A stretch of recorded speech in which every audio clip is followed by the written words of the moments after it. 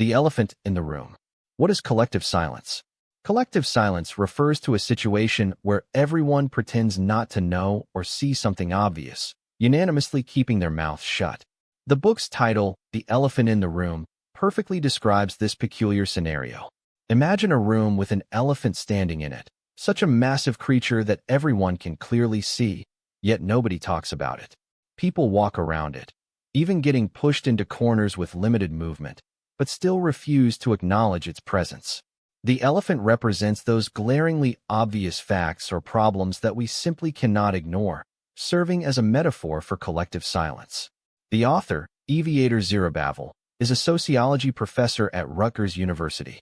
Growing up as a Jewish person in Israel, he noticed how adults consistently avoided discussing sensitive historical issues between Jews and Arabs. This observation sparked his interest in studying this phenomenon, ultimately leading to this book. The author argues that collective silence emerges and develops through various factors, including cultural customs, power structures, and social interactions. Some instances of collective silence are well-intentioned, such as maintaining social politeness or considering others' feelings. Others might be neutral, where it's difficult to make moral judgments, like choosing silence for self-preservation. However, some cases negatively impact life, such as when people remain silent about obvious problems or defects that hinder normal living. This represents irresponsible avoidance or self-deception. This situation is perfectly illustrated in Hans Christian Andersen's The Emperor's New Clothes, where most people choose to avoid addressing the emperor's foolishness and vanity until a child finally speaks the truth. The author presents 4 key points about collective silence. 1. Its characteristics and elements. 2. The reasons behind its emergence and development. 3. Its consequences and potential negative social impacts. 4. How to correct and break negative patterns of collective silence. The first key point addresses the characteristics and elements of collective silence. While most people might think silence simply means not speaking, the author argues that literal silence is just a narrow interpretation. True silence encompasses 3 levels: not seeing, not hearing, and not speaking. In other words, deliberately ignoring what we see, hear, and know. The author emphasizes that people often aren't literally silent. Instead, they frequently engage in diversionary conversations, deliberately making irrelevant noise to cover up the elephant in the room. As a Western saying goes, we can talk about the weather, we can talk about work, we can talk about anything, except the elephant in the room. Beyond these 3 characteristics, the author identifies 2 additional elements of collective silence: obviousness and collectiveness. Obviousness means that this act of not seeing, hearing, or speaking must relate to something extremely apparent or certain, something impossible to ignore. When faced with such an obvious elephant, people's silence becomes a deliberate choice. Collectiveness means that while everyone sees the issue, they unanimously remain silent, acting as if it doesn't exist at all. If only a few individuals know a secret, it cannot be considered collective silence. The author believes that intentionality and collectivity are the most peculiar aspects of collective silence. The author suggests that collective silence often involves topics related to defects, violence, scandals, and power that may make us feel embarrassed, sensitive, or even fearful. For example, during World War II, Germans working for the Nazi forces knew the ultimate fate awaiting Jews in concentration camps. Yet, these Germans continued their daily routines, following orders without ever discussing what was happening in the camps. Another example is when domestic violence exists in a family and the entire neighborhood is aware of it, but everyone remains silent and even hesitates to help the victim. These examples illustrate the characteristics and elements of collective silence. Now, let's examine the second key point, the author's exploration of how this phenomenon forms and develops. First, the author believes that collective silence is directly related to a society's culture and customs. We all experience how social culture and customs influence what we pay attention to and what topics we choose to discuss. What can and cannot be said is usually influenced by our families and communities, as we try to maintain consistency with those around us. This represents certain social taboos. For instance, in East Asian families, parents and relatives rarely discuss sex-related topics with children. Even during puberty, sexual education becomes a challenging issue that people prefer to avoid. In contrast, in South American and African families, children can openly discuss such topics with their family members, and even young girls can freely talk about sex. This demonstrates the influence of different social and cultural traditions. Similarly, some organizations have their own internal climate. For example, the American police system has a long-standing tradition that prohibits members from exposing internal scandals. As the saying goes, don't air your dirty laundry in public. Anyone who does so is considered a traitor and may face ostracism or retaliation. Additionally, saving face and showing politeness is another form of social taboo, albeit a milder one. In such cases, collective silence serves to avoid embarrassment or consider others' feelings. For instance, if someone has a severe stutter, people avoid discussing it. Or if a boss lets out a loud burp during a meeting, everyone pretends not to notice. Breaking such social taboos would be seen as lacking social grace and violating unwritten rules. In The Emperor's New Clothes, Hans Christian Andersen deliberately chose a child to be the first to speak the truth. This makes sense because adults are accustomed to following social taboos and avoiding saying inappropriate things, while children speak without inhibition. Secondly, collective silence is related to power structures in society. The author argues that our attention and expression boundaries are greatly influenced by power structures. Many things cannot be said in front of superiors, forcing people to remain silent. Again, in The Emperor's New Clothes, the story only works dramatically because the protagonist is an emperor. If an ordinary person walked naked down the street, they would quickly be criticized.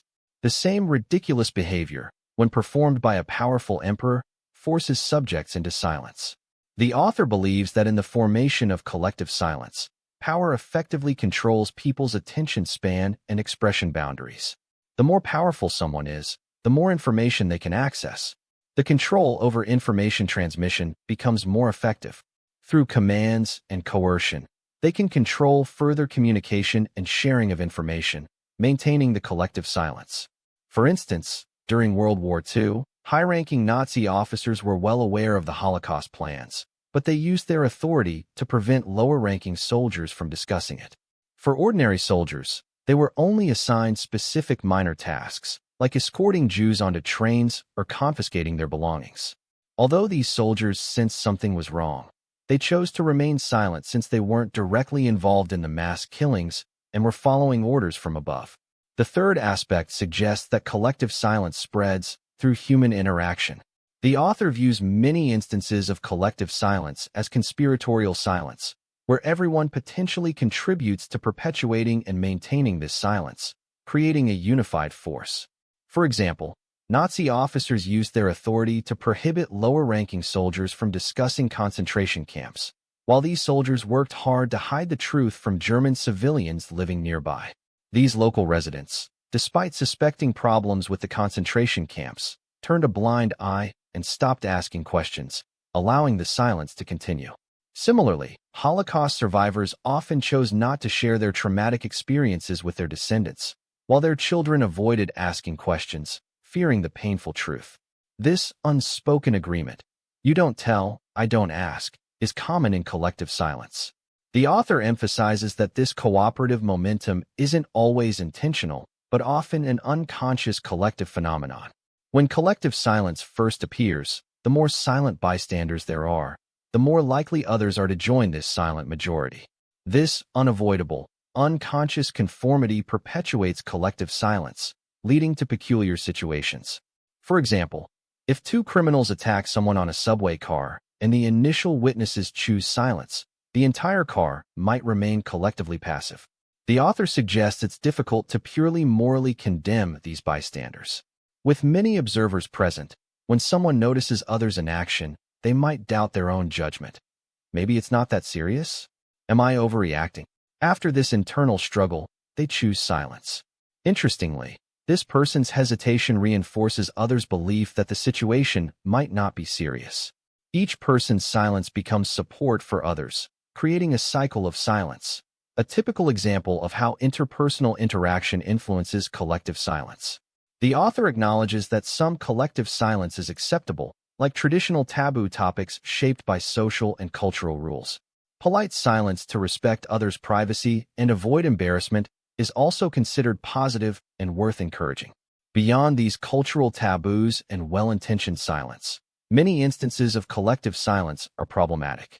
They might represent an escape from reality and conflicts, sacrificing long-term benefits for short-term interests, potentially creating future problems. Silence can cause cognitive distress for individuals.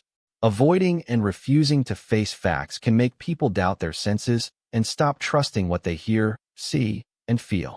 This strange experience can cause significant psychological distress and become a source of fear. For instance, a child in an alcoholic family might return home with their mother to find their father drunk on the floor, but no one speaks about it. The mother silently cleans up, and the next day, no one mentions it. Over time, this can create confusion about what's really happening. Could it be just my imagination? For instance, silence can breed distrust among group members, making them constantly wary of each other. Even when everyone has experienced or knows about something, they deliberately pretend it doesn't exist. While everyone has thoughts they want to express, they restrict their communication to safe but stifling topics, which can eventually lead to the dissolution of group cohesion. The more collective silence a person experiences, the more likely they are to feel lonely. Their social interactions become exhausting, and eventually, they may become unwilling to share any thoughts with others.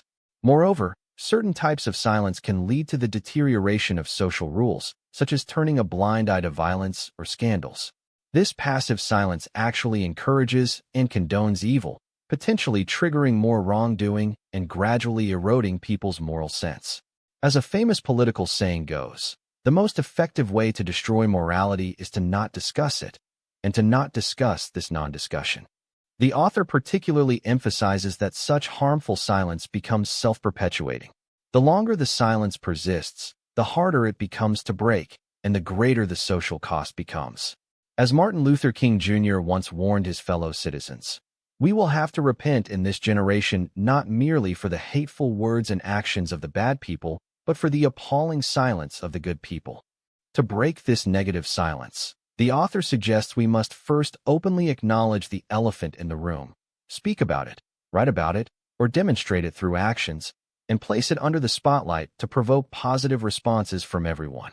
For example, in 1894, a French junior officer was falsely accused and exiled. Due to the anti-Semitic sentiment prevalent in France at the time, people ignored this miscarriage of justice. Eventually, it was the great writer Émile Zola who broke the collective silence by publishing his open letter J'accuse, exposing the Jewish officer's plight and advocating for him, which awakened society's conscience. In group settings, the author suggests we should speak directly to our companions without beating around the bush, fostering an atmosphere of openly addressing issues. Adding a touch of humor and consideration makes it even better, as all silence can be broken through shared understanding and laughter. Furthermore, breaking silence requires cooperation from the entire social system. Just as group dynamics can reinforce silence, they can also be used to break it. The first person brave enough to point out the elephant in the room only takes the first step. Others must follow. In Hans Christian Andersen's The Emperor's New Clothes, the child was the first to speak up about the emperor's nakedness, but crucially, his father supported him. Others then joined in agreement until everyone in the street was shouting, and the elephant of the emperor's new clothes came crashing down. Finally, the author believes this requires courage and patience from each of us.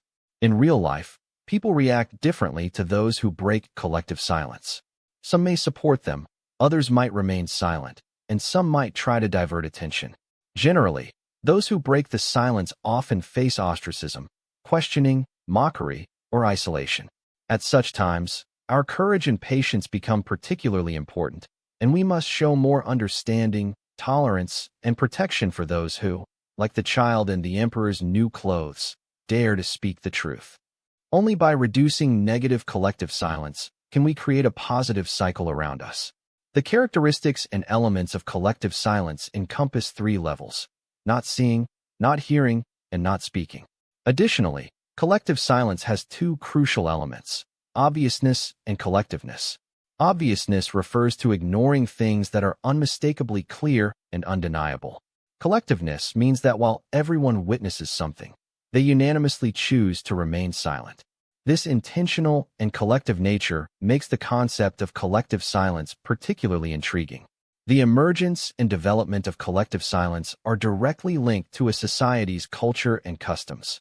These social and cultural norms often create forbidden zones for attention and discussion, leading to collective silence. Avoiding awkwardness and maintaining politeness represents a form of social taboo, albeit a milder one. Furthermore, collective silence is connected to power structures in our society. In the formation of collective silence, power effectively controls people's attention span and can use commanding methods to restrict information sharing, thus maintaining collective silence. Beyond social taboos and power structures, the spread of collective silence relates to human interaction, sometimes creating a cycle of silence. The impact of collective silence is significant. Apart from well-intentioned silence, denying and avoiding the elephant in the room rarely provides more security and may trigger future problems. It can make people doubt their memories and perceptions, reduce trust between group members, damage collective strength, encourage wrongdoing, and lead to the breakdown of social moral rules. The longer the negative silence persists, the harder it becomes to break, and the greater the cost to society. To break this negative silence, we must confront the elephant in the room and bring it into the spotlight, encouraging positive responses from everyone. We must also utilize group power to break this silence. Like the child in the emperor's new clothes, each member should show more tolerance and support. Only then can we reduce negative collective silence and create a positive cycle around us, addressing issues in their early stages rather than letting them grow into elephants in the room.